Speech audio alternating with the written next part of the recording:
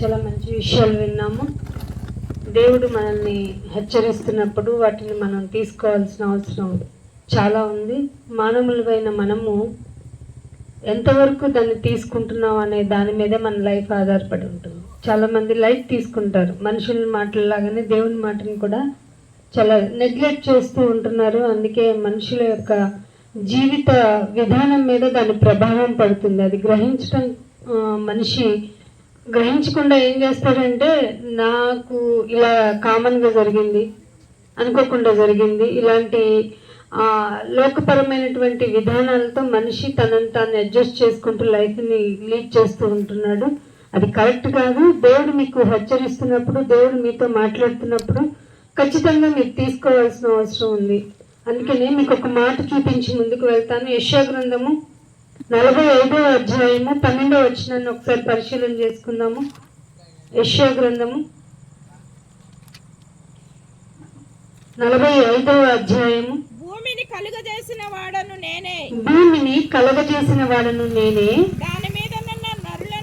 దాని మీద ఉన్న నరులను కూడా నేనే సృజించి ఉన్నాను.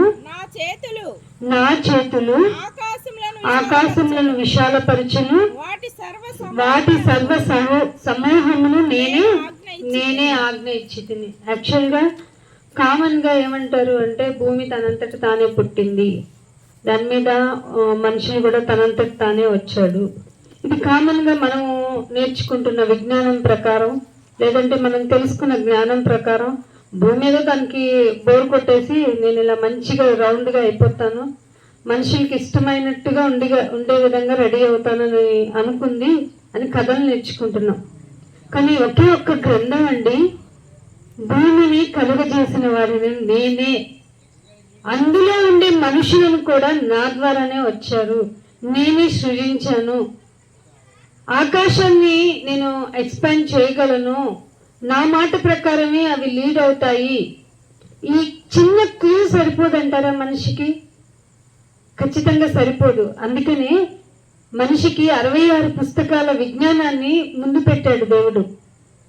నా అంతటి నేనే వచ్చాను, నేను అనుకోకుండా ఇక్కడికి వచ్చాను, నేను అనుకుని రాలేదని కొంతమంది, నాకేం సంబంధం లేదు భూమి మీదకి వచ్చానని ఇంకొంతమంది, ఇలా ఎవరికి వారు వాళ్ళ సొంత ఉద్దేశాలతో భూమి మీద గడుపుతూ వారి యొక్క జీవితం పట్ల ఒక చిన్ని అవగాహన కూడా లేకుండా పుట్టామా, చచ్చామా, తర్వాత లైఫే లేదనుకుంటూ భూమి మీద వారి ఇష్టానుసారంగా బ్రతకటానికైతే కాదు గనకనే మీకు ఈ 66 పుస్తకాలతో కూడిన మహా విజ్ఞానాన్ని ఇలా మాటల రూపంగా, సభల రూపంగా మీకు ఎలా అయితే మీ చెవులకు ఆలకించగలదో ఆ విధంగా ప్రతి ఒక్కరిని దేవుని బిడ్డలను ఏర్పాటు చేసుకుని మీకు మాటలను తెలియచేయాలన్నది దేవుని యొక్క ప్రేమ. ఆ మంచి సదుద్దేశాన్ని మనుషులు తీసుకోకుండా ఉండటానికి కారణాలు మీకు తెలియచేయాలి. ఎందుకంటే సామెతల గ్రంథానికి రండి, సామెతలు 11వ అధ్యాయానికి రండి. సామెతల గ్రంథము 11వ అధ్యాయము 12వ వచనం, 2వ వచనం. సామెతల గ్రంథము అహంకారము వెంబడి అవమానము వచ్చును. చాలండి, అహంకారము వెంబడి అవమానము వచ్చును. ప్రపంచంలో మీరు గమనించండి, ఒక్కొక్క పర్సన్ యొక్క యాటిట్యూడ్ కానీ, ఒక్కొక్క మనిషి మాట్లాడే తీరు కానీ అస్సలు బాగోవటం లేదు. నేను మాట్లాడుతున్నది ఒక జంతువుతోనో అన్నట్టు, లేదంటే ఏ ఎమోషన్స్ లేని ఒక రాయితో అన్నట్టు, ఒక వ్యక్తి ఇంకొక వ్యక్తి తో మాట్లాడే విధానము ఎదుటి వ్యక్తిని నొప్పించే విధంగా మాట్లాడితేనే నేను మంచివాడిని అనుకునేటువంటి ఒక ట్రెండింగ్ లైఫ్కి వచ్చామండి. మనిషితో మాట్లాడే విధానం అసలు బాగుండట్లేదు. దానికి కారణం ఏమిటో తెలుసా? ఎదుటి మనిషిలో ఉన్న ఆ యొక్క బీజం ఏమిటంటే అహంకారము. దేని తీసుకున్న అహంకారం ఆలోచించండి. ఒక్క క్షణము దేవుడు కాదు అనుకుంటే అసలు మన చేతిలో లేని మన లైఫ్. కానీ మనం ఏం రాసుకుంటాం తెలుసా? నేను ఒక డైరీ తీసుకొని నా లైఫ్ నా రూల్ అని రాసుకున్నాను అనుకోండి, ఆ రాసుకున్న నెక్స్ట్ డేనే నేను చనిపోయాను అనుకోండి, నా జీవితం నాదేనా? నా రూల్ ప్రకారం గనక నేను నా జీవితాన్ని లీడ్ చేస్తుంటే తర్వాత రోజు నేను ఎందుకు చనిపోయాను? చాలా మంది వారి జీవితాల్లో వారికి ఇష్టమైనట్టు వారికి ఇవ్వబడిన ఫ్రీ విల్ అంటే ఐ మీన్ స్వతంత్రాన్ని ఏం చేసుకుంటున్నారంటే మా జీవితం చాలా బాగుంటది ఎందుకంటే మేము దాన్ని ప్లాన్ చేసుకున్నాం అనుకుంటున్నారు. నో, అస్సలు కాదు. మీ ప్లాన్స్ అన్నిటినీ మీకు అనుకూలంగా మార్చిన ఆ మహాదేవుని యొక్క ఆ ప్రేమ ఏమిటో మీకు అర్థమవుతోందా? నువ్వు ఎలా బ్రతికినా, నువ్వు ఎంత చెడ్డవాడివైనా, నువ్వు ఎంత ఘోరంగా నీ జీవితాన్ని గడుపుతున్నా, అరే నా బిడ్డ కదా, ఏదో ఒక రోజు నన్ను నమ్ముకోకుండా ఉంటాడా, నా మోరల్స్ ప్రకారంగా బ్రతకకుండా ఉంటాడా అని ఆయన దినమెల్లా చేతులు చాపుతుంటే మీరు ఎవరన్నా గమనించారా? నీ తల్లి గాని తండ్రి గాని ఇలా నీ చేతులు చాపి నిన్ను ఉంచగలరా? రానన్న అరే ఎంతసేపటి నుండి నిన్ను ప్లీజింగ్ చేస్తున్నాను నేను, ఎంతసేపటి నుండి నిన్ను పిలుస్తున్నాను నేను, నువ్వు రావేంట్రని 4 వాయిస్తారు. నీ లోకంలో ఉన్నటువంటి పేరెంటింగ్ లైఫ్ ఉన్న వాళ్ళు తల్లిదండ్రులు ఎలా ఉంటారండి? మాట వినవాని బెత్తం చూపటమే మంచిది అని చెప్తున్న ఈ సమాజంలో తండ్రి మాట నీకు వినపడాలని, ఆయన ప్రేమ నీకు తెలియచేయాలని దినమెల్లా చేతులు చాపుతున్నారు అనేది ఎప్పుడో క్రీస్తుకు పూర్వం రాయబడినటువంటి మాట. అంటే అప్పటి నుంచి ఆయన నీ గురించి అంతగా ఆలోచిస్తున్నారా? ఖచ్చితంగా ఈ ప్రపంచంలో ఎవరి గురించైనా ఆలోచించేది చాలా మైన్యూట్ టైం అండి, చాలా కొద్ది. నువ్వు ఏదైనా ప్రాబ్లంతో సఫర్ అవుతున్నారు అనుకోండి, వాడి బాధ ఎప్పటి నుంచో పడుతున్నాడు, మనం ఏం చేయగలం, మన చేతుల్లో ఉందా, అయ్యో అనుకుంటూ పక్కకు వెళ్ళిపోతారు. కానీ నీ బాధను షేర్ చేసుకునే వాళ్ళు, నీ సఫరింగ్ ని షేర్ చేసుకునే వాళ్ళు ఈ ప్రపంచంలో ఎవ్వరూ లేరు. ఒకవేళ షేర్ చేసుకుందాం అన్నటువంటి బ్రాడ్ మైండెడ్ ఎవరికన్నా ఉన్నా వారు దాన్ని తీర్చుకోలేరు, చేర్చుకోలేరు. ఎవరి బాధ వాడు పడాల్సిందే. కానీ నీ బాధనంతటిని, నీ యొక్క వ్యాధినంతటిని, నీ యొక్క మనోవేదనంతటిని తీర్చుకొని దగ్గర పెట్టుకొని నిన్ను సముదాయించుకునేవాడు ఆ పరమ తండ్రి మాత్రమే. ఆయన మాత్రమే దినమెల్లా అనేటువంటి వర్డ్ యూజ్ చేశారంటే ఆయన ఎంతగా నీ కోసం తపన పడుతున్నారు. నువ్వు ఈ భూమి మీదకి వచ్చి నీ ఇష్టానుసారంగా బ్రతుకుతూ నువ్వు దేవుడిచ్చిన ఆయుష్ను కూడా గుర్తు పెట్టుకోకుండా నువ్వు నేనే కష్టపడ్డాను, నా లైఫ్ లో నేను కష్టపడ్డాను కాబట్టి ఇంత అప్గ్రేడ్ లో ఉన్నానంటూ నీలో వచ్చిన అహంకారం ఉంది చూసావు, దాని వల్ల వచ్చే పర్యవసానం ఏమంటున్నాడు తెలుసా? ఖచ్చితంగా నువ్వు అవమానం పొందుతావు, ఖచ్చితంగా నీకు అవమానం జరుగుతుంది అంటున్నాడు. ఇంకొక మాట కూడా చూపిస్తాను చూడండి. అదే సామెతల గ్రంథము 3వ అధ్యాయము, అదే సామెతల గ్రంథము 3వ అధ్యాయము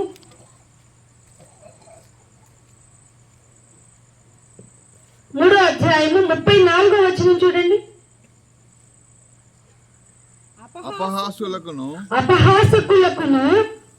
అపహాసకులను ఆయన అపహసించును. చాలా మంది అండి ఎదుట వ్యక్తిని చాలా చులకనగా మాట్లాడుతూ, చాలా తక్కువగా మాట్లాడుతూ, వాళ్ళలో ఏదైనా డిఫీట్ ఉన్నా, వాళ్ళలో ఏదైనా లోపం ఉన్నా దాన్ని పాయింట్ అవుట్ చేసి చూపిస్తూ చాలా ఆనందం పొందుతూ ఉంటారు. ఎదుట వ్యక్తి ఆ బాధని పడుతూ ఉన్నా కానీ ఇంకొక వ్యక్తి చాలా దాన్ని లాఫింగ్ వేలో తీసుకుంటాడు. అలాంటి విషయాల్లో కూడా దేవుడు సహించును అంటున్నాడు తెలుసా మీకు? బైబిల్ ఎంత మంచిదో తెలుసా?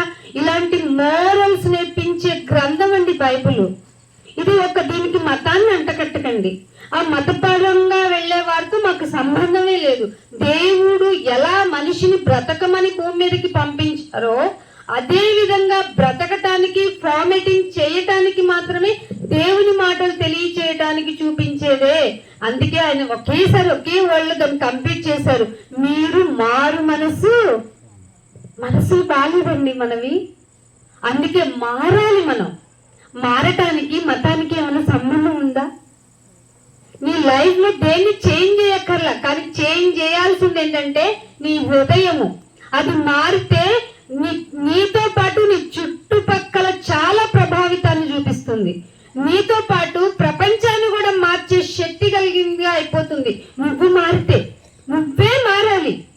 అదే బైబిల్ చెప్పింది. మారు మనసు కలిగి ఉండాలి. మనం మారు మనసు చేసుకొని మీ మనసును మార్చుకొని నా యొద్దకు తిరిగి రండి అని చెప్తుంది లేదండి బైబుల్ అలా చెప్తుంటే దాన్ని మతంతో కలపకండి. అసలు మతంతో దానికి సంబంధం లేదు. కాబట్టి మీరు ఆలోచించండి, ఏమంటున్నాడు? అపహాసకులను ఆయన అపహాసిస్తాడు. ఒక రోజు నువ్వు ఎవరినైతే క్రిటిసైజ్ చేస్తున్నావో దానికి ఏముంది, వాడిని పిలిచి ఇలా తిట్టాలి, వాడిని పిలిచి ఇలా వాడిని అవమానపరచాలని అనుకుంటున్నావు అనుకో, ఖచ్చితంగా దాన్ని రివర్స్ గోల్ నీకు పడుతుంది. ఈ విషయాన్ని లోకల్లో ఎవరు చెప్పరు. ఎందుకురా వాడిని గేలి చేస్తావనే వాళ్ళ సంఖ్య ఎప్పుడైనా పూర్వపు జనరేషన్స్ లో ప్రీవియస్ టైంలో ఎవరన్నా ఏదైనా తప్పు చేస్తే దాన్ని ఖండించే వాళ్ళు ఉండేవాళ్ళు. ఇప్పుడు ఎవరు ఏం పట్టించుకోవట్లే, ఎవడికి వాడే ఏదో తీరైపోతున్నాడు. ఎందుకంటే ఎవరిని కదిలిస్తే ఏంటి లాభం, ఎవరికి మంచి చెప్తే ఏంటి లాభం అనుకున్నాడు. కానీ కత్తి మీద సాములాగా దేవుని యొక్క ఉద్దేశాలని మనుషులకి కంపల్సరిగా తెలియచేసేటువంటి ఒక జనాంగం భూమి మీద ఉంది కనుకనే ఈ భూమి మీద మనుషులు ప్రశాంతంగా బ్రతుకుతున్నారన్నది నగ్న సత్యం అనేది మీరు గ్రహించాలి. అందుకని ఇంకొక మాట చూపిస్తాను. ఇదే సామెతల గ్రంథము 28వ అధ్యాయానికి రండి. సామెతల గ్రంథము 28వ అధ్యాయము 28వ అధ్యాయము 26వ వచనం చూడండి. తన మనస్సును ఆ నమ్ముకునేవాడు బుద్ధిహీనుడు. తన మనస్సును నమ్ముకునేవాడు బుద్ధిహీనుడు. ఏంట్రా ఇలా చేసావంటే నా మనసు చెప్పింది చేశారా అంటాడు. సింపుల్ గా ఒక మనిషి ఏదైనా కానీ నీ మనసును నమ్ముకొని చేసారా అంటది ఈ లోకం. కానీ బైబిల్ చెప్తుంది, ఖచ్చితంగా వినండి, మనం పప్పులో కాలేస్తామట. నీ మనస్సు ప్రకారం నడుచుకున్న వాడివి అయితే నిన్నేమంటుందో తెలుసా బైబిల్? నువ్వు బుద్ధిహీనుడురా అంటుంది. నా మనసు చెప్పింది కూడా నేను వినకూడదా? వినకూడదు. ఏంటి దానివల్ల ప్రాబ్లం, ఏంటి దాంతో వచ్చిన ఇబ్బంది అంటే బైబిల్లో మాత్రమే దొరికింది. ఈ జబ్బుకి కారణం ఏమిటో చూపిస్తాను చూడండి. ఇర్మియా గ్రంథము 17వ అధ్యాయము, ఇర్మియా గ్రంథము 17వ అధ్యాయానికి రండి అందరూ. 17వ అధ్యాయము 9వ వచనం చూడండి. హృదయం అన్నిటికంటే ఏమిటట? హృదయము ఎక్కడైనా దొరుకుతుందా, కనపడుతుందా?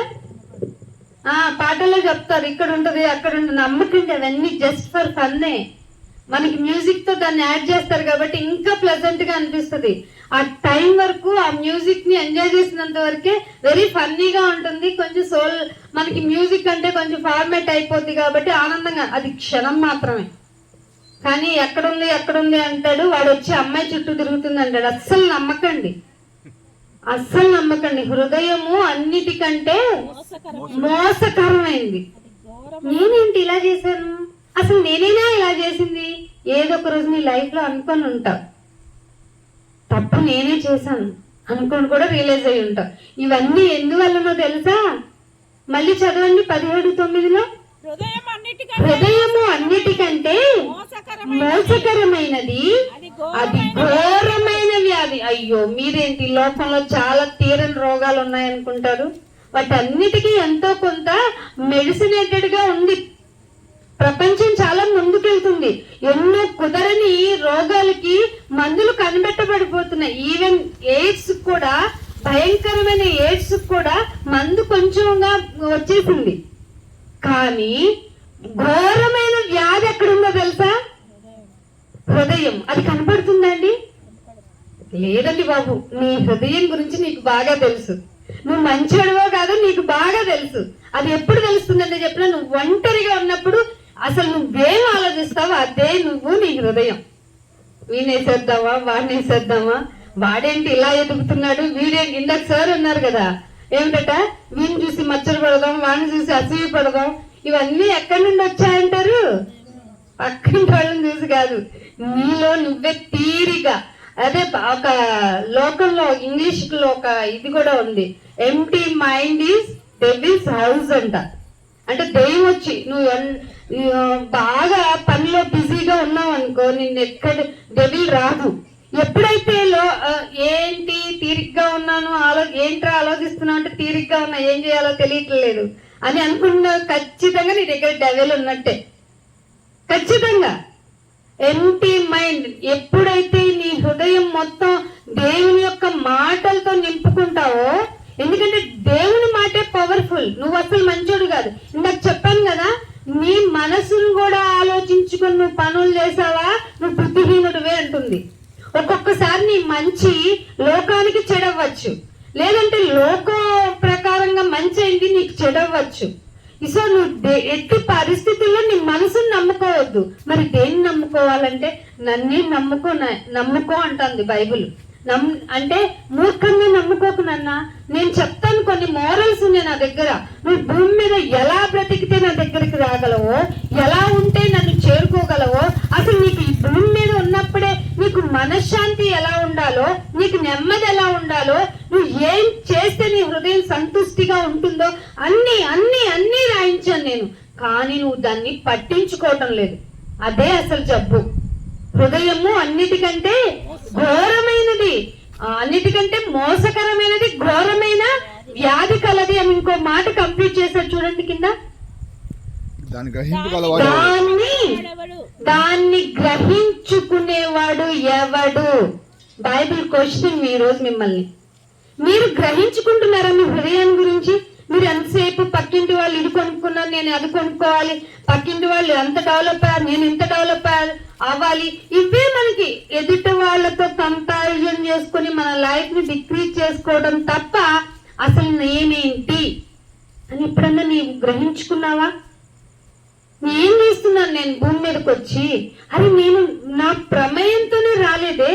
నేను నా ప్రమేయంతో భూమి మీదకి రాలేదు, వచ్చాను పో. ఈ కృష్ణా జిల్లాలో లేదు, ఈ ఊర్లో కూడా నా ప్రమేయం లేదు రావటానికి. ఎలా ఎందుకు వచ్చాను ఇక్కడే, ఈ ప్లేస్ లో, ఈ టైంలో నేను ఎందుకున్నాను, నాకు ఈ మాటలు ఎందుకు వినపడుతున్నాయి అని గ్రహించుకున్నావా? ఒక్కసారి నీ హృదయాన్ని ఫార్మేట్ చేసుకో.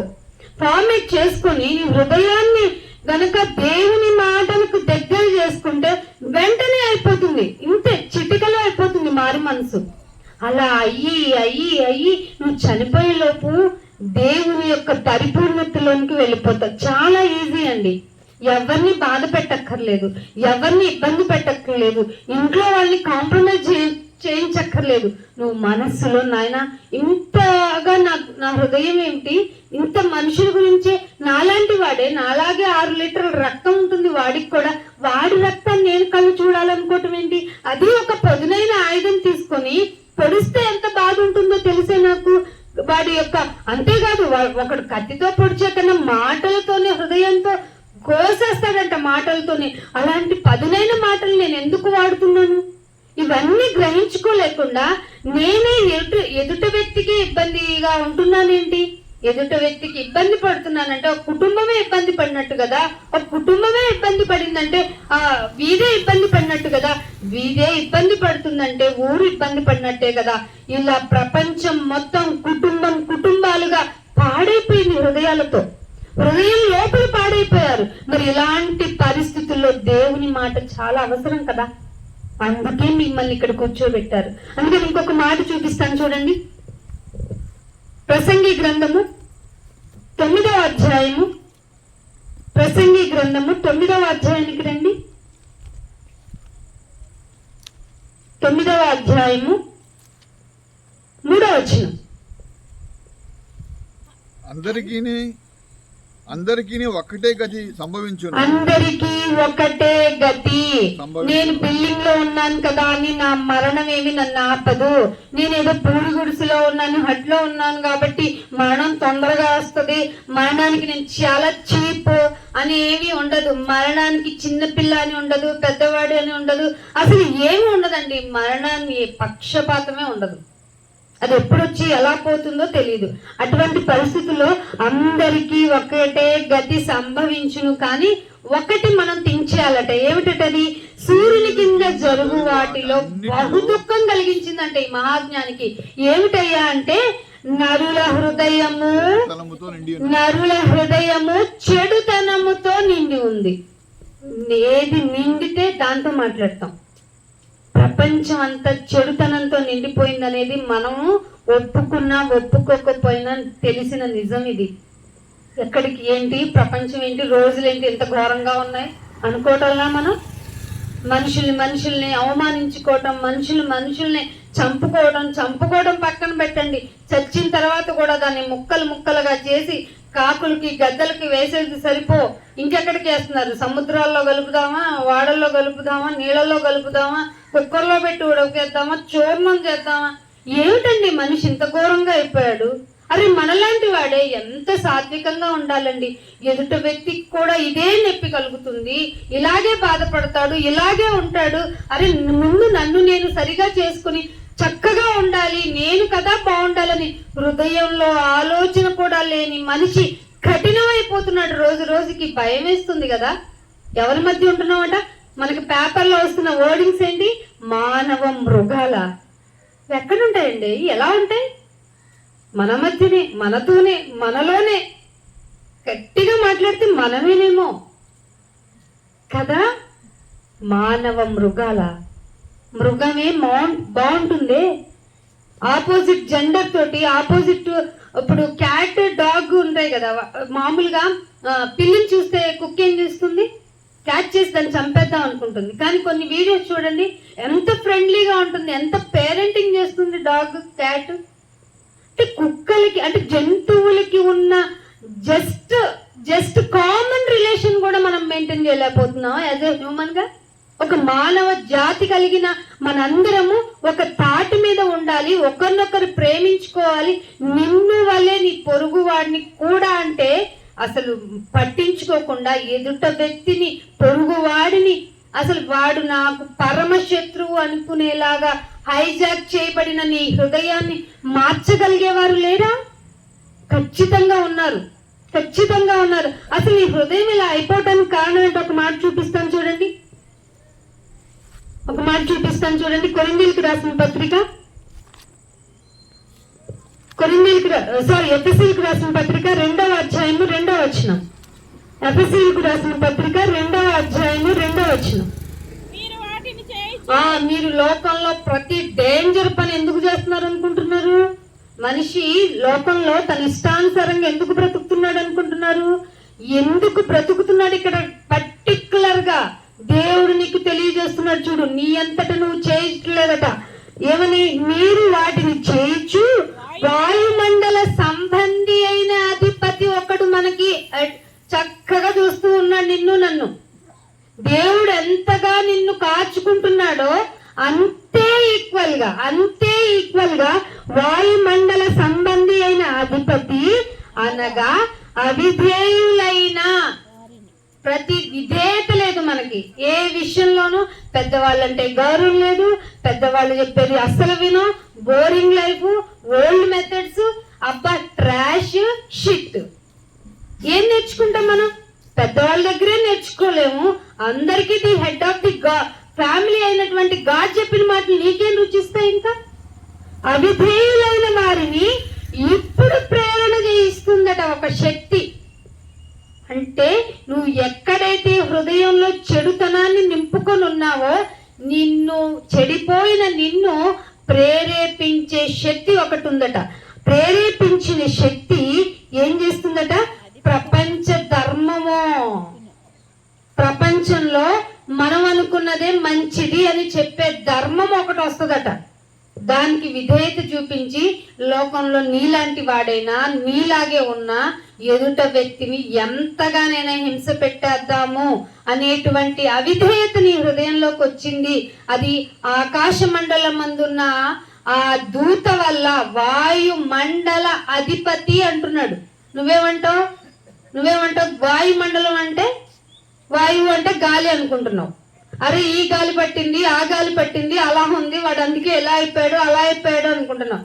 నో, వాయుమండల అధిపతి ఇన్ ది సెన్స్ ఆపోజిట్. నీకు ఎవరైతే భూమి మీదకి నిన్ను పంపించారో ఆయనకి ఆపోజిట్ లో ఒక పర్సన్, ఒక బ్లాక్ మ్యాజిక్ లాగా ఒక శక్తి, నెగటివ్ ఎనర్జీ అని ఎవరైతే ఈ లోకం అనుకుంటుందో అది ప్లేసింగ్ ఎక్కడుందట?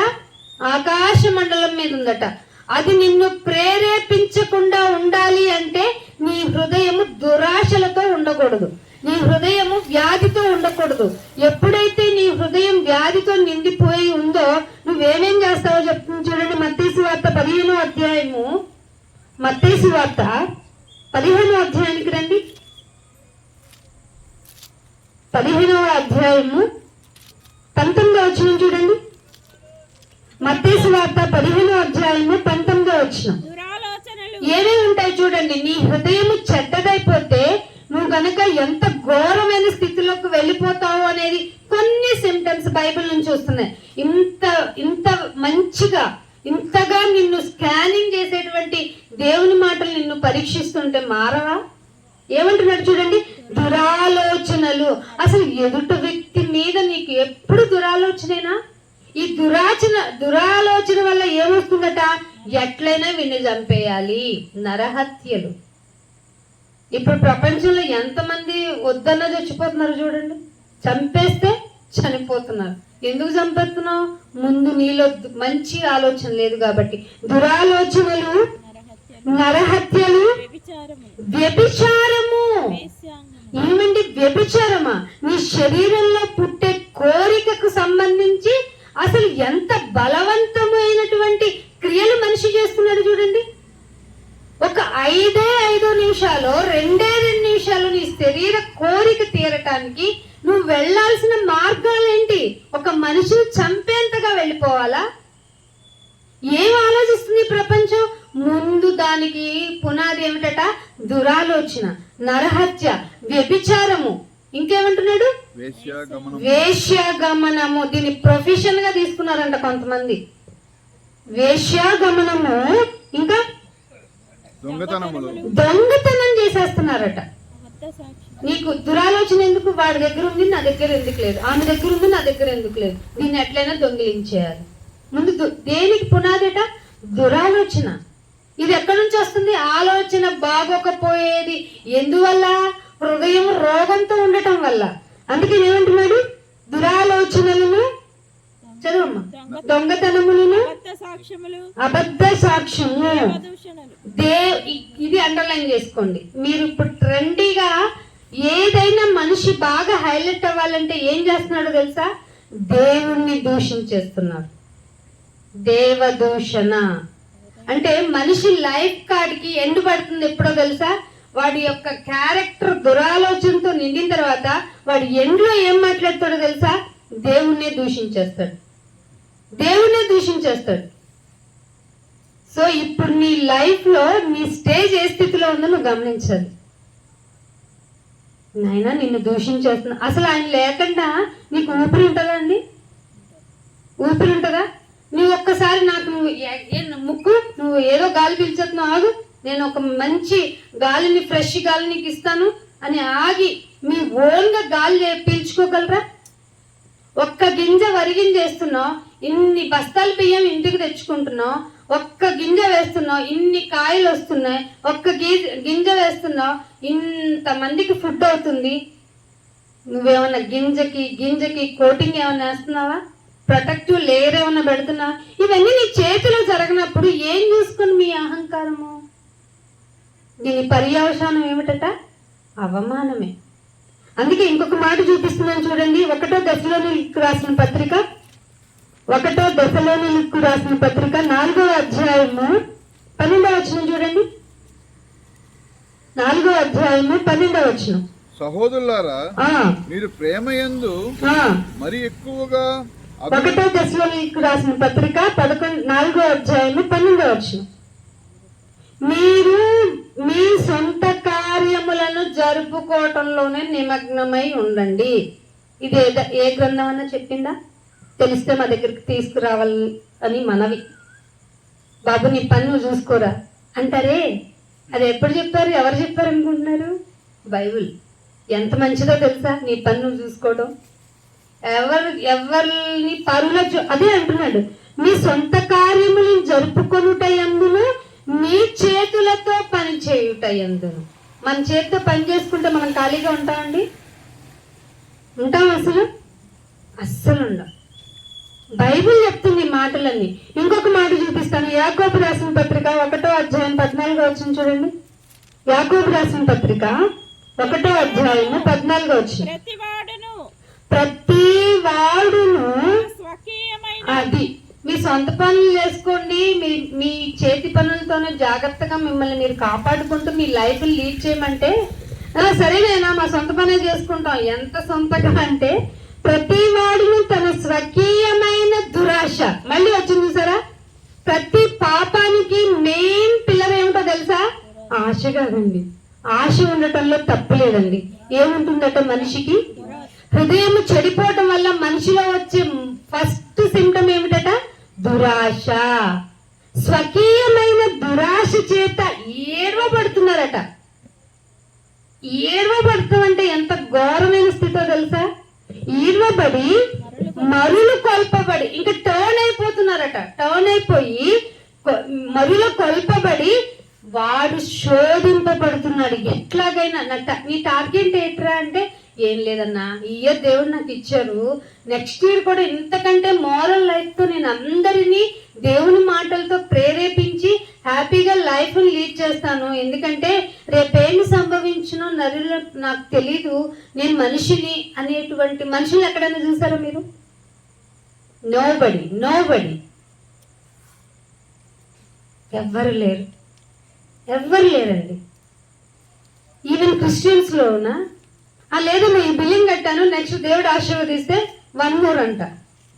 ఏమిటి మీ టార్గెట్స్? రేపేమి సంభవించినో తెలీదు అని మరింత భయము కలిగి ఆయన దీన మనస్సు కింద మంచిగా వినయం కలిగి బ్రతకటం నేర్చుకోవాలి కదా. నువ్వే చేయనప్పుడు పరివారికి ఎలా చెప్తావు? స్వకీయ దురాలోచన చేత ఏర్వబడి మరుకొల్పబడి వాడు శోధింపబడుతున్నాడు. నాయన నాకు ఆశీర్వాదం లేదు. ఇప్పుడు ఎందుకు అనుకున్న క్రిస్టియానిటీ అనేటువంటి ఒక వే టు గాడ్ అనేటువంటి ఈ మార్గము ఎందుకు దూషింపబడుతుందో తెలుసా? ఇదంతా పొల్యూట్ అయిపోయింది. లోకంలో అంతా వచ్చి సంఘంలోకి వచ్చి శరీరపరమైన ఆశలు అవేమిటో చెప్పండి? నేత్రాశ, శరీరాశ, జీవపుటంబం. నేత్రం చూసేస్తుంది అంతే, ఇది కొనేయాలి, కట్టేయాలి, చేసేయాలి.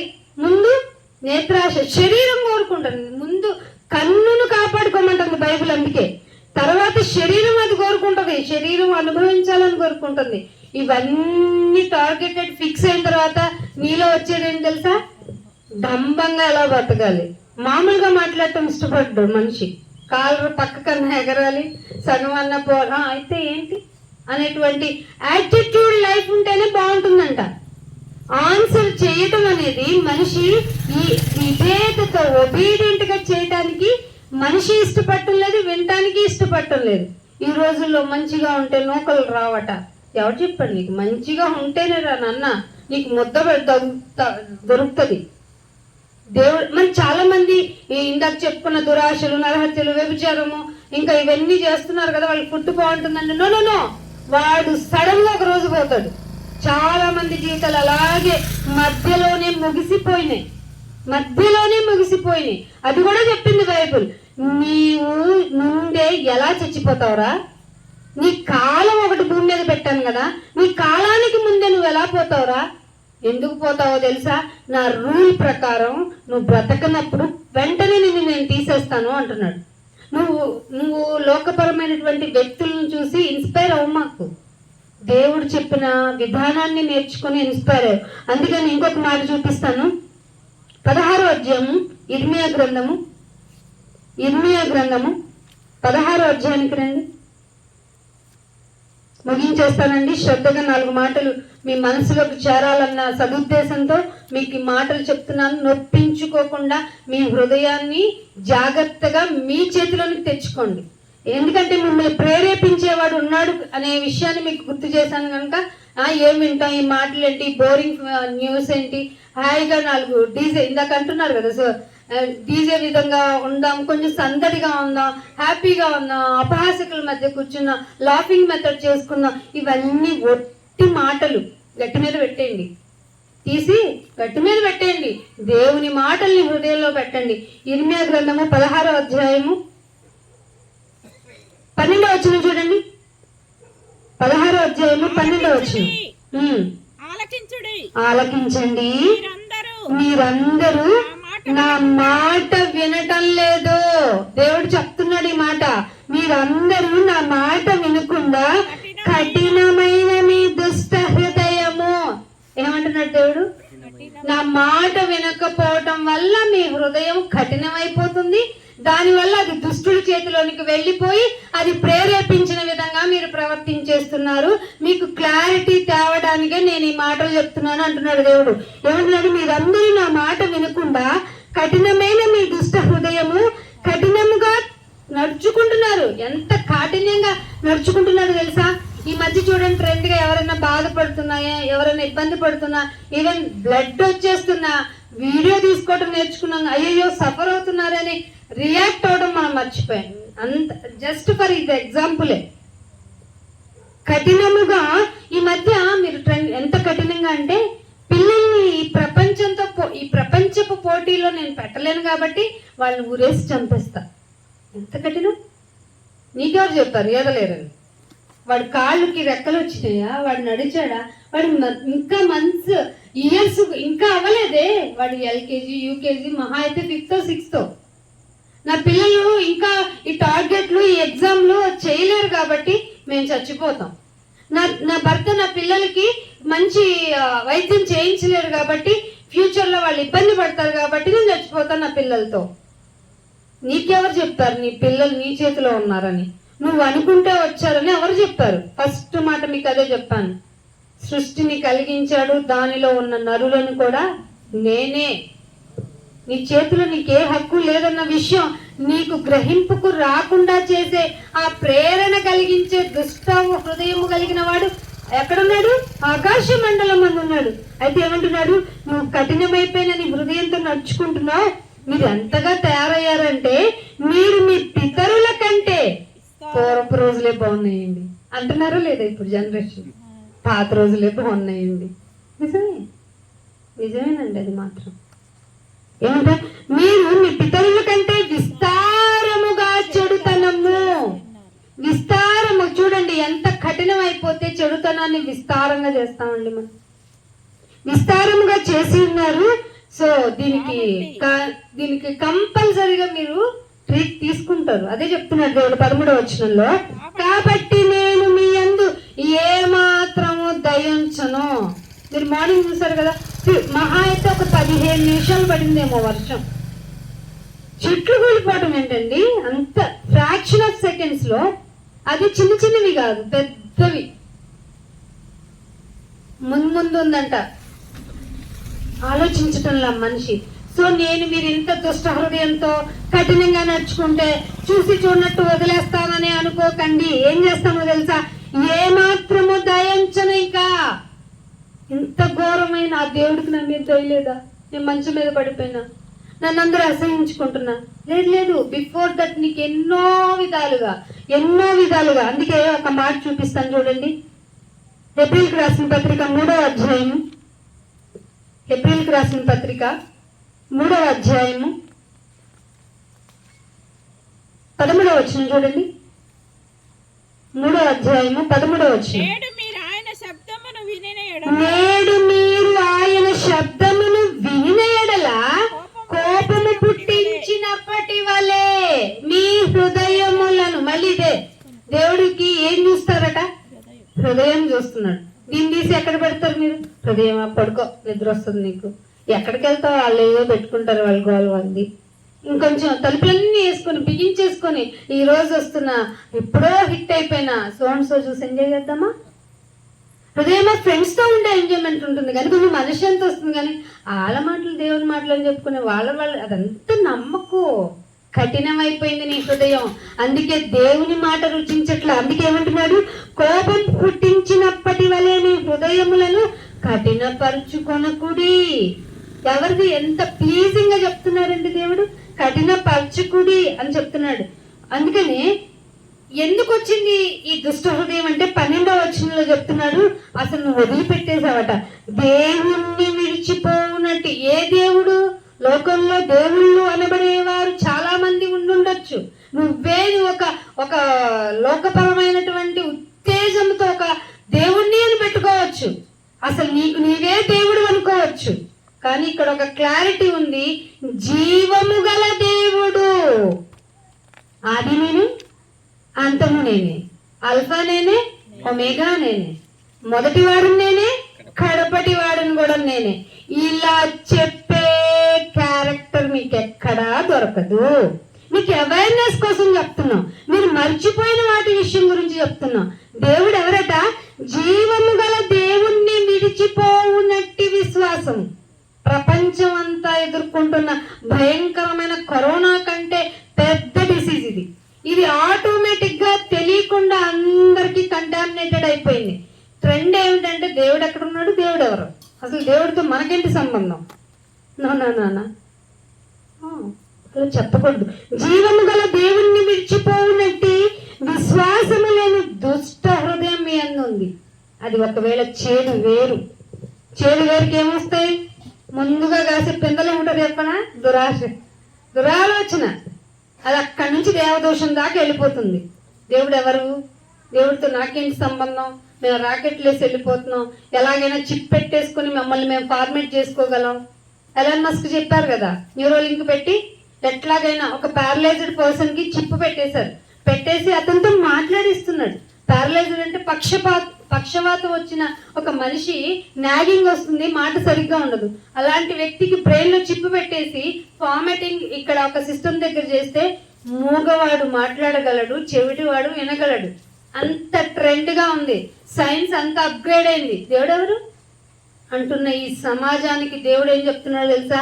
నీ హృదయం ఘోరమైన వ్యాధి, జీవము గల దేవుణ్ణి విడిచిపెట్టేస్తున్నావు, అందుకే నీలో అహంకారం వస్తుంది. వన్ ఫైన్ డే నీకు ఖచ్చితంగా అవమానమే అంటున్నాడు దేవుడు. అందుకని అదే ఇర్మియా గ్రంథం 21వ వచనంలో ఏమాట ఉందో చూడండి. ఇదే ఇర్మియా గ్రంథము, ఇర్మియా గ్రంథానికి రండి. 16వ అధ్యాయంలో, ఇర్మియా గ్రంథము 16వ అధ్యాయంలో 21వ వచనంలో చూడండి. 16వ అధ్యాయము 21వ వచనం.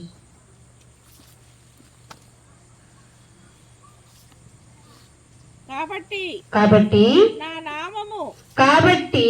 నా నామము యెహోవా అని వారు తెలుసుకొనున్నట్లు నేను ఈసారి మీకొక ఏమంటే అనుభవము, ఖచ్చితంగా మీ లైఫ్ లో ఒక అనుభవాన్ని మీరు ఫేస్ చేస్తుంటారు. అది ఒక రోగపరంగా కానీ, ఒక మనశ్శాంతి లేని సిచ్యువేషన్ గా కానీ, లేదంటే మీలో తెలియని అలజడి కానీ, మీలో ఒక ఏదో చింత, ఏమిటో నాకు అన్నీ ఉన్నాయన్న కానీ మనశ్శాంతి ఖచ్చితంగా ఒకళ్ళ దగ్గరైనా మీరు ఉంటారు. లైఫ్ ఎండింగ్కి వచ్చేస్తున్నారే, 60కు 70కి వచ్చేస్తున్నారే. 60-70 ఇంకా జనరల్ వాళ్ళ బ్లెస్డ్ లైఫ్ అని చెప్పాలి. కానీ సైన్స్ చెప్పేస్తుంది హ్యూమన్ లైఫ్ని 50 సంవత్సరాలు కుదించేద్దామండి. ఎందుకంటే ఈ పొల్యూషన్కి, వాళ్ళు తినే ఫుడ్కి, తిని కూర్చుంటారు తప్ప కనీసం వాకింగ్ కాదు కదా, చేతులతో పనులు కదా, ఏం చెయ్యరు.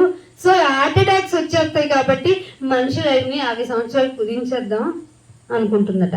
అయితే దేవుడు ఏం చెప్తున్నాడు తెలుసా?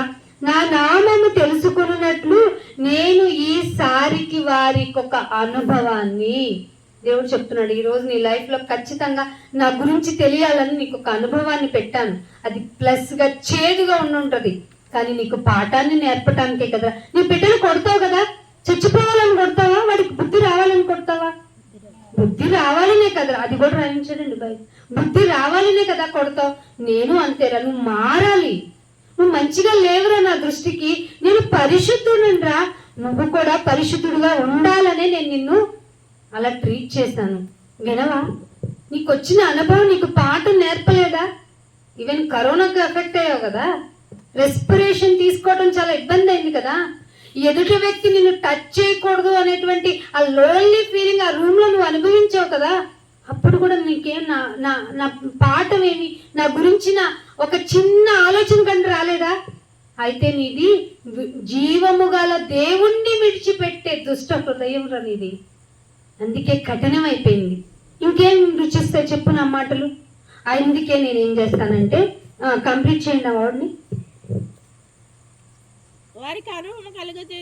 వారికి అనుభవాన్ని కలగజేస్తాను, నా బలమును నా శౌర్యమును ఎంతటివో అది మీకు ఈ చిన్న అనుభవాలతో గుణపాఠాలు రావటం కదా. నా బలం చూపించిన, నా శౌర్యం చూపించిన, మీకేమన్నా నా యొక్క స్టామినా ఏమిటో, నా నామము యొక్క ఆ బలమైన ఆ నామము యొక్క స్టేటస్ ఏంటో మీకు తెలియాలి. రెడీగా ఉండండి. భూమి అంట త్వరగా డిస్ట్రాయ్ అయిపోతుందంట. బికాజ్ ఆఫ్ ఈరోజు బగ్గున రోజు బగ్బగ్మంటూ మండే ఆ సూర్యుడు ఈరోజు చల్లదనాన్ని ప్రసాదించేలాగా జరిగిందే నేచర్లో. ఎన్ని ఏసీలు పెట్టుకున్నాం, ఎంతసేపు దాన్ని కొడుతున్నాం, కండెన్సర్ తిప్పుతున్నాం, ఇంకేవేవో తిప్పుతున్నాం. రూము 1 గంట 4 గంటలు అయితే తప్ప చల్లబడటం లేదే. అలాంటిది కొన్ని కొన్ని కొన్ని నిమిషాల్లో ఎలా చల్లబడిపోయిందండి. Stamina, the positiveness of stamina of God. అర్థమవుతుందా మీకు? దేవుడు ఎంత వేడి గాలులు అనుభవించాం మనం. అలాంటిది 1 డేలోనే డిఫరెన్సా? ఇది మొత్తానికి ప్రపంచం పక్కన పెట్టండి. మనకి ఇప్పుడు ఎక్కడైతే సమ్మర్ని ఫేస్ చేస్తున్నామో ఆలోచించారు. స్టామినా పాజిటివ్ వైపు, నెగిటివ్ వైపు మీకు ఇంకా లేటెస్ట్గా మీ జీవితాల్లో కరోనాను మించింది లేదు కదా. Stay away, please maintain distance, ఇలాంటివన్నీ మెమరీ వర్డ్స్ కదా అప్పట్లో. ఇప్పుడు ఒకరినొకరిని తిరిగేస్తున్నాం. ఒక్కవేళ దేవుడు నిన్ను వదిలిపెట్టేస్తే, శ్వాసని నిశ్వాసని తిరిగి తీసుకుంటే, జనులందరూ ఎట్ ఏ టైం ఏమైపోతారట? చచ్చిపోతారట. అందుక మనం ఎగిరెగిరి పడుతున్నాం. నా పవర్ ఏంటో తెలుసా, అసలు నేనేంటో తెలుసా, నన్నెవరు ఆపుతారు? ఆపకండి. నా రూల్స్ నా ఇష్టం అనకండి ప్లీజ్. నీ రూల్ ప్రకారం అయితే నువ్వు చావకూడదు కదా. ఆలోచిస్తున్నావా? మరణము అందరికీ ఒకేలాగా వస్తుంది. దాన్ని ఆపు చూద్దాం. కానీ మీకు ఒక హింట్ ఇస్తున్నాను చూడండి. మరణాన్ని జయించిన వాడు ఒక కాన్సెప్ట్ పెట్టాడు. నేను లేచినట్టు మిమ్మల్ని కూడా లేపేస్తా. సింపుల్గా చేస్తాడట ఆయన. దానికి బైబిల్ ఇచ్చిన వర్డ్ ఏంటంటే పునరుద్ధానము. ఇట్లానే ఉంటారు, మీరు లేచిపోతారు అంతే. అలా ఇచ్చేస్తాను మీరు. కానీ మీరు అలా లేచి నా తండ్రితో పాటు మిమ్మల్ని, నా తండ్రి దగ్గరికి నాతో పాటు మిమ్మల్ని తీసుకెళ్లాలంటే మీలో దుష్ట హృదయం ఉండకూడదు, మీ హృదయం వ్యాధితో ఉండకూడదు, అసలు ఘోరంగా ఉండకూడదు, ఆలోచనలన్నీ బాగుండాలి. అందుకే ఒక మాట చూపిస్తున్నాను చూడండి. సామెతల గ్రంథము, ప్రకటన గ్రంథము 3వ అధ్యాయము, ప్రకటన గ్రంథము 3వ అధ్యాయము 8వ వచనం చూడండి. నీ క్రియలను నేను ఎరుగుదును. Yes, exactly. నీ గురించి నాకు తెలుసురా అంటావు. ఏం తెలుసు? నువ్వేదో ఎస్టిమేషన్ వేసింది చెప్తావు. ఇక్కడ కరెక్ట్గా ఒక వర్డ్ ఉపయోగించబడింది. ఏమిటో తెలుసా?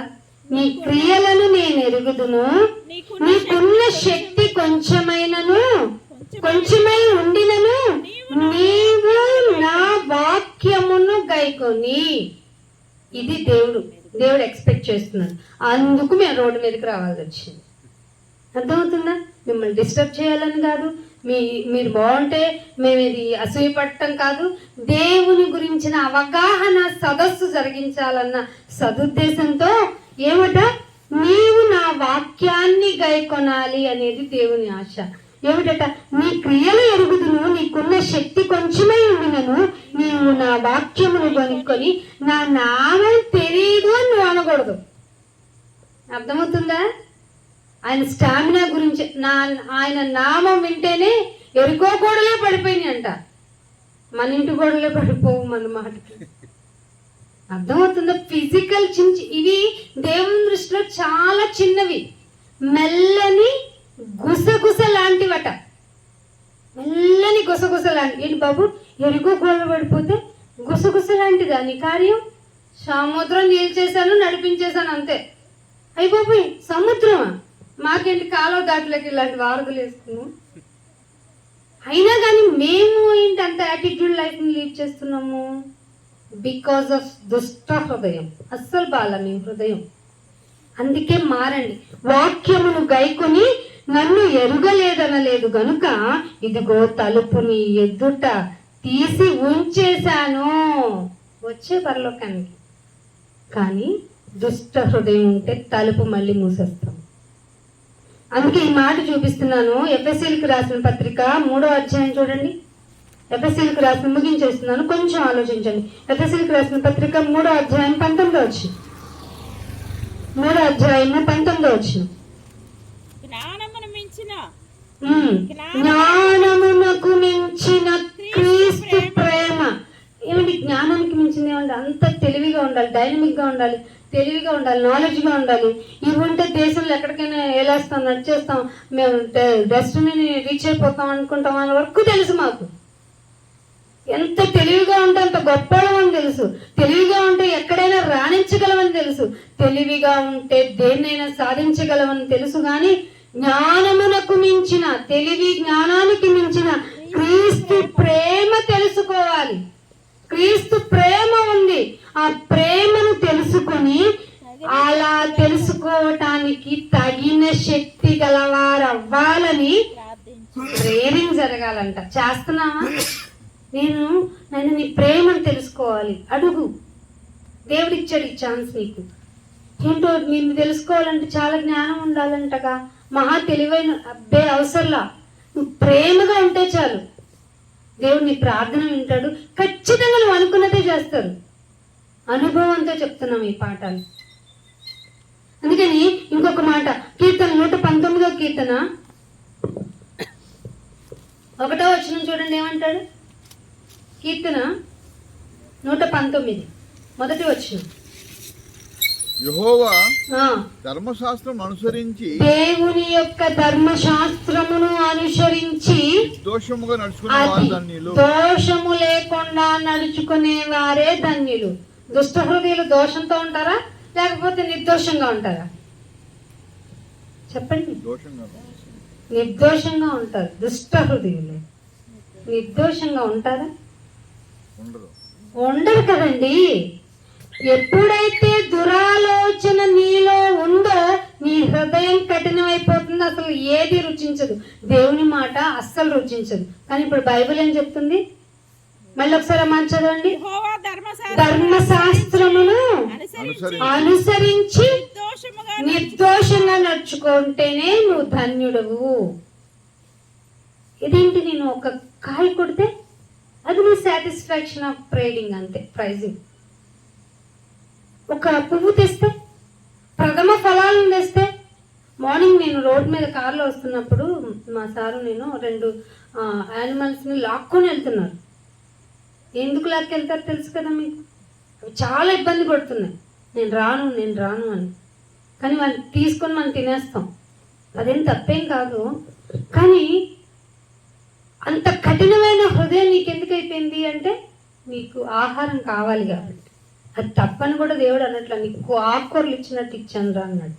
కానీ అదే ప్లేస్లో నీ కొరకు ఇంకొక పర్సన్ అలా క్రూసిఫై అయిపోయాడు అన్నప్పుడు నీ మనసు కరగటం లేదా?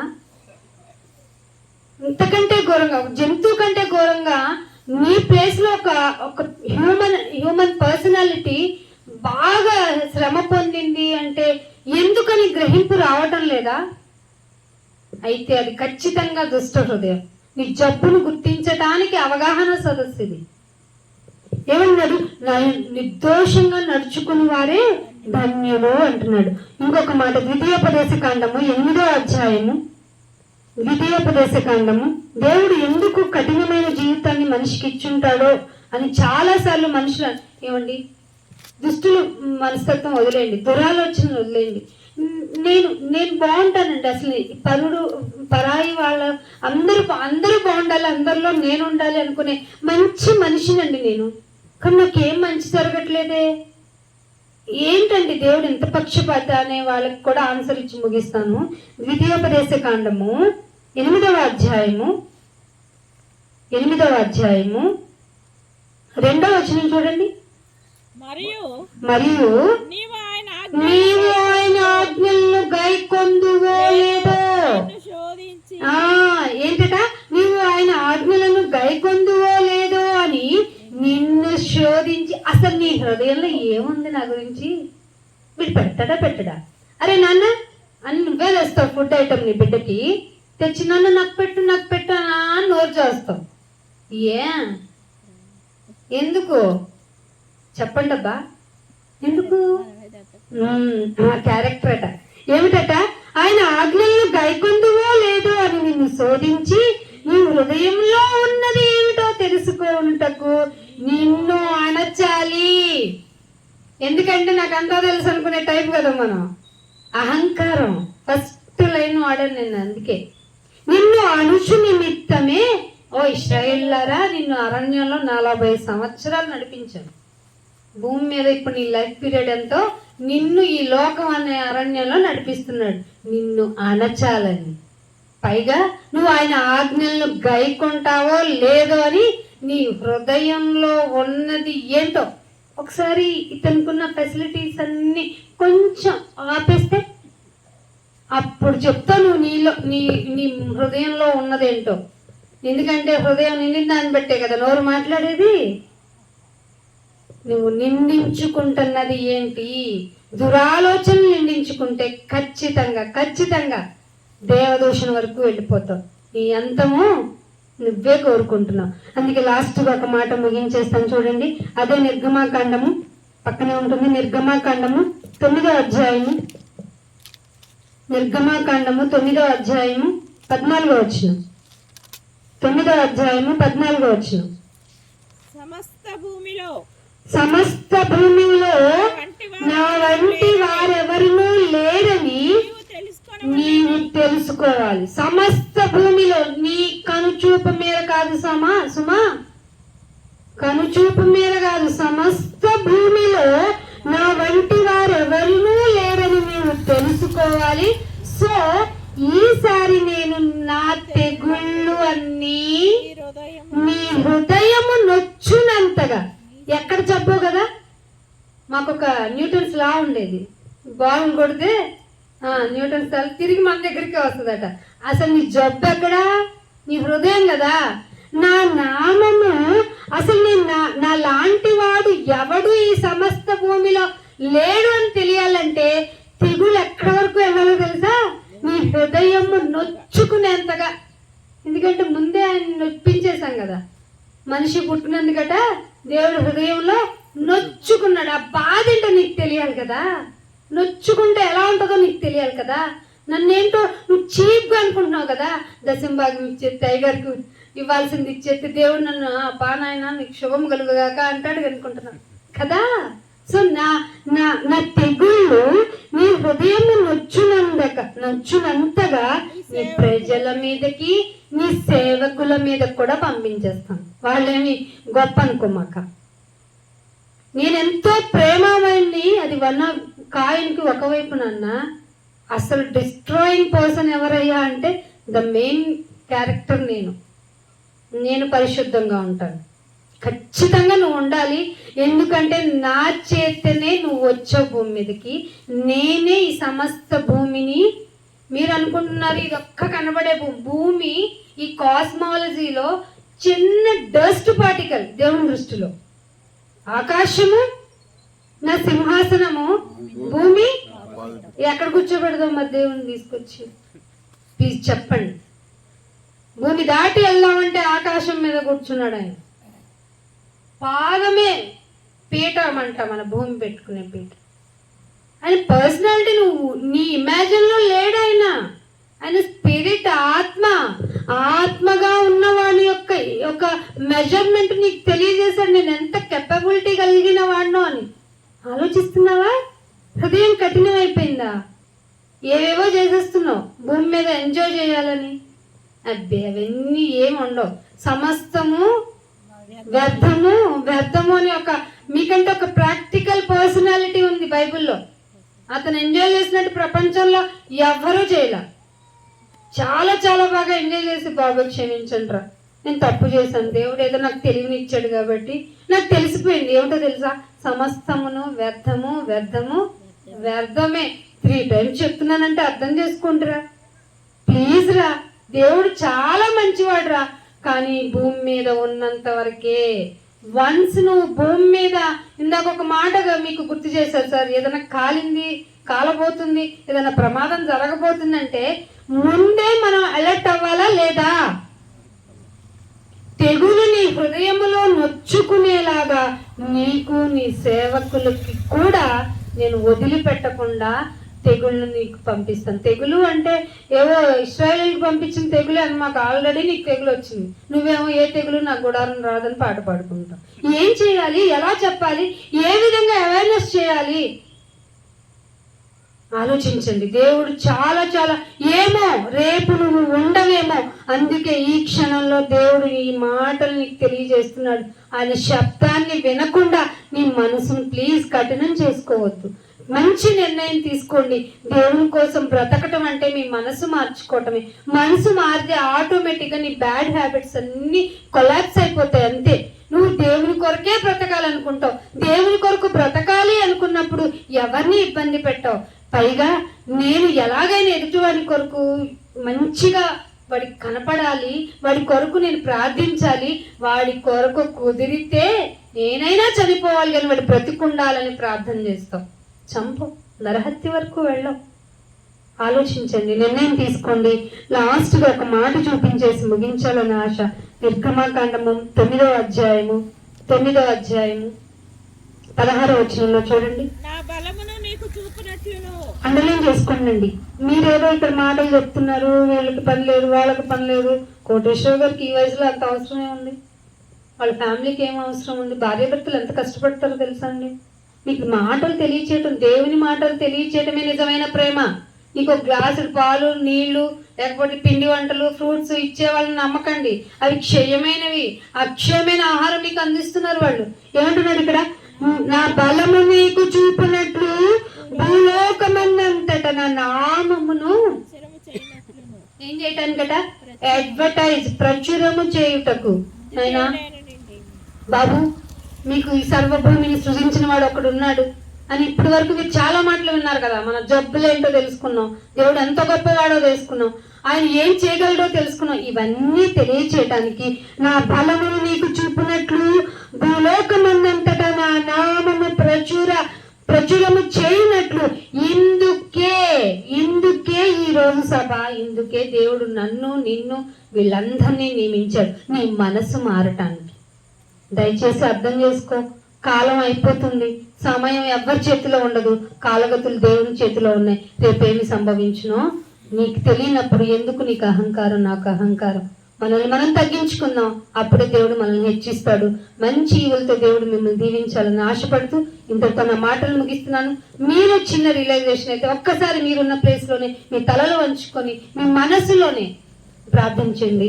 ప్రార్థన. మహోన్నతుడ, మహాగణుడ, పరిశుద్ధుడ, ఈ లోకం ఎటుపోతుందో మాకు గుర్తు చేశారు నాయన. నేను మేము ఎలా ఉండాలో మాకు తెలియజేశారు. మాలో ఉన్న దుష్ట హృదయం నాయన తీసివేయండి. మారు మనసు మాకు ఇవ్వండి ప్రభు. మేము మంచిగా బ్రతకాలి ప్రభు, ఎందుకంటే నీ నుండి విడిపోయిన వాళ్ళం, నీ కొరకు బ్రతకాల్సిన వాళ్ళం. ప్రేరేపించు శక్తి వల్ల నాయన మా జీవితాలు ఇలా అయిపోయినాయి. మేము మారుతాము నాయన, మమ్మల్ని రక్షించుకుంటాం, మా వారిని రక్షించుకుంటాం. మేమందరం మనుష్య జాతిగా ఉన్నాం, మేమందరం నీ దగ్గరికి వచ్చేయాలి తండ్రి. అట్టి ప్రేమ మా అందరికీ దయచేయండి. ఇలాంటి కార్యక్రమాలు మరిందిగా పెట్టి నాయన అనేక మందిని ఆకర్షించుకుంటాం నాయన, నీ దగ్గరికి తీసుకువస్తాం. అగ్నిలో నుండి కొందరినైనా లాగేస్తాం నాయన. ప్రభువా, నీ ప్రేమతో మమ్మల్ని అందరినీ నింపండి. విన్న ప్రతి ఒక్క బిడ్డ మనసును నాయన మీరు మార్చండి. కఠిన హృదయాలను మార్చగలిగే వాడివి నీవే కనుక తండ్రి నాయన, నీకు విజ్ఞాపన చేస్తున్నాం. బిడ్డలతో మీరు మాట్లాడండి. మీరు మాట్లాడితేనే వారు మారగలరు కనుక మంచి మార్పును నాయన వారి హృదయాల్లో నాయన ఇవ్వండి.